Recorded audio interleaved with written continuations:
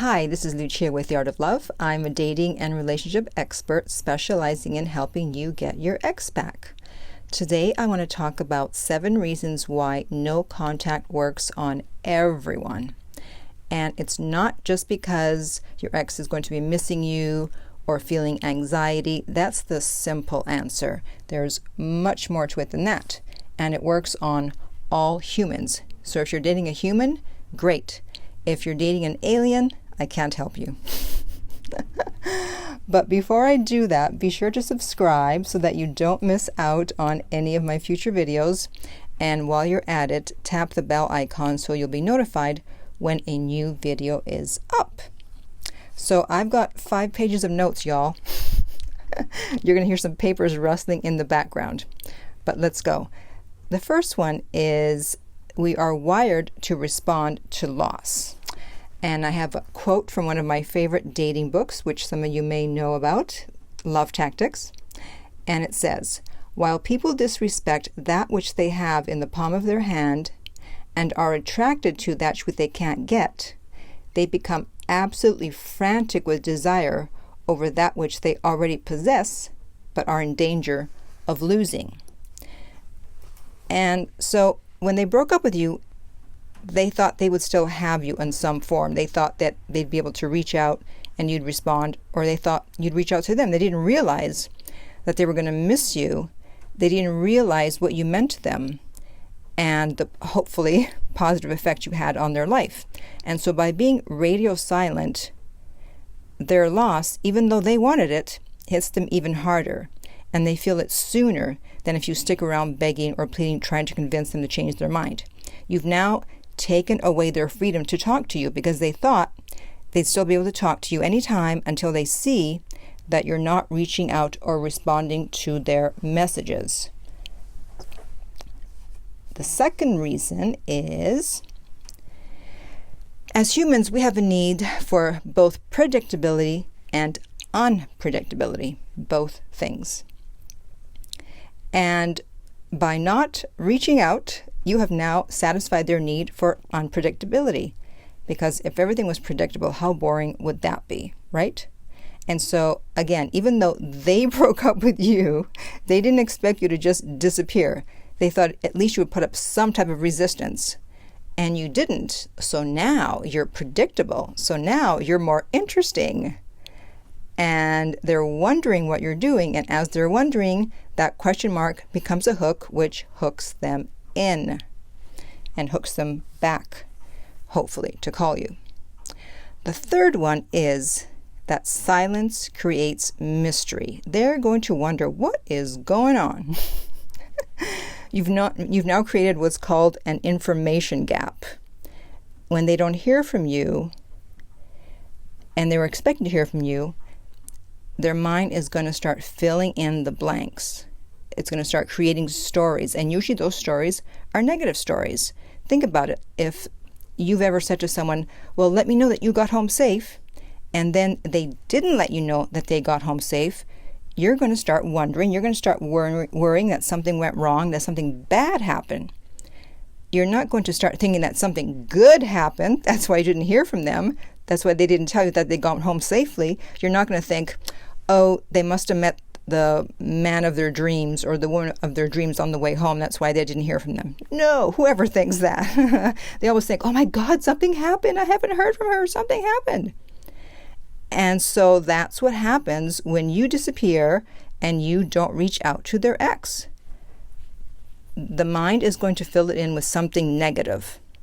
And they're going to assume that you haven't contacted them because maybe you really weren't that into them. Or maybe you found someone else. Or maybe, even worse, you already had someone else that they had no clue about. Or you went back to another ex. Their mind is going to start filling in the blanks. And as it does that, they're going to feel the anxiety.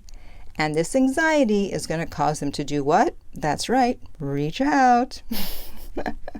Which takes us to number 4.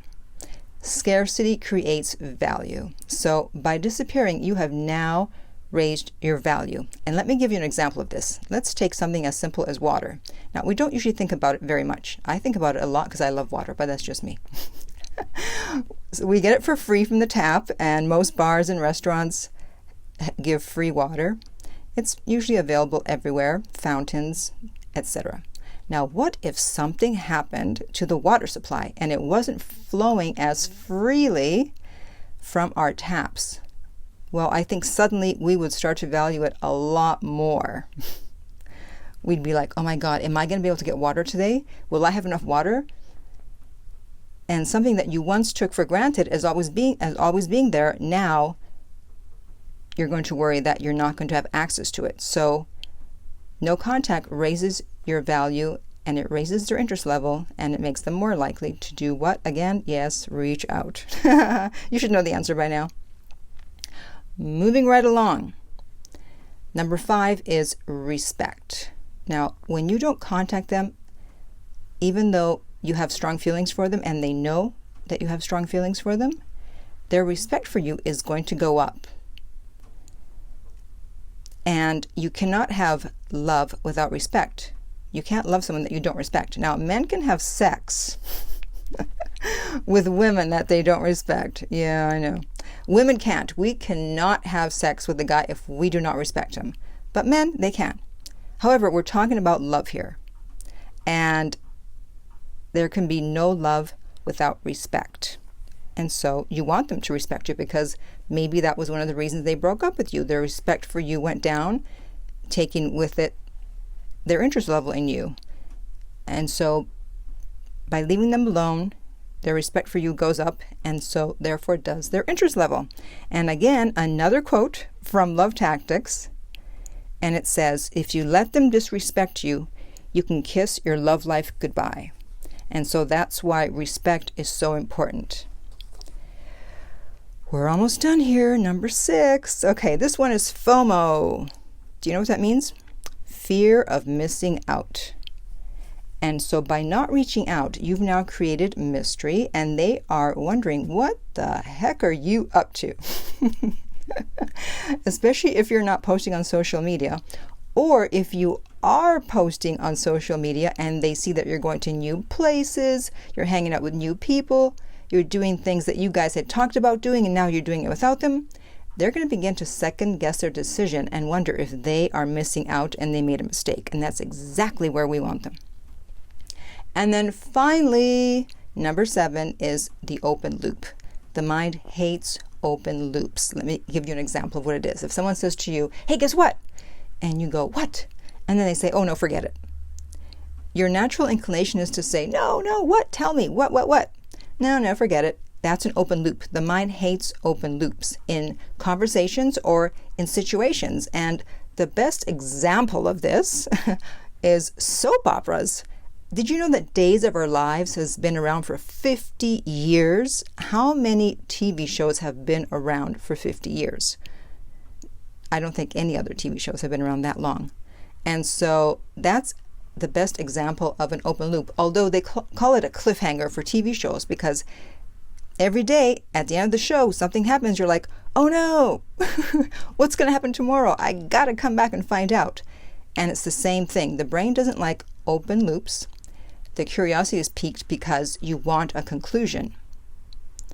And so since they assume that you would contact them and beg them, and they turn you down, and you continue to pine for them, and they could reach out to you at any time they wanted to, and you'd respond, by not reaching out to them and not responding, you've created an open loop. They're wondering, what is going to happen? Will you respond if they reach out to you again, or are you going to ignore them? They don't know. And this gives them FOMO, fear of missing out. It raises their respect for you. It raises your value. It creates mystery. It satisfies their need for unpredictability, and it plays into their fear of loss. Who knew that no contact could do all that? Who knew that you could create all that just by using the no contact rule? That something so simple is actually so powerful. Now, does it work 100% of the time? I know you're wondering that. No, that would be impossible.